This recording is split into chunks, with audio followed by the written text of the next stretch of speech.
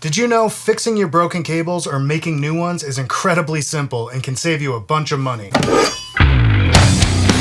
So for this example, I'm going to make a speaker cable to go from my outlet to my cabinet in my ISO booth. But this applies to guitar cables, XLR cables, basically any cable you want to make. You just got to make sure you use the right cable for your application.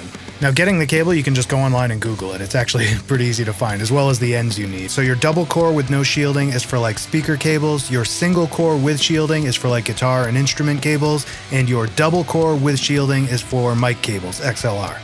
Now one thing to consider here is that a cable truly is the sum of its parts, meaning if you want to make a high-end cable, you do need to use some high-end components. But for all your basic guitar cables, patch cables, use whatever you can afford, as long as it holds up to what you're doing.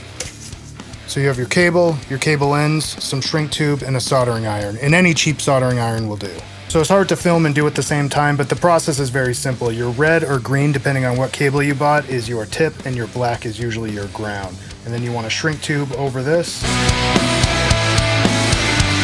And you're going to put the sleeve on and screw that into place. And repeat for the other side, and you have yourself a guitar cable or speaker cable, depending on what you're trying to make. So the soldering can be the most tricky part, but it's not that bad once you get used to it. Feel free to like the video, follow the channel, and if this video does well, I'll do one with XLR cables.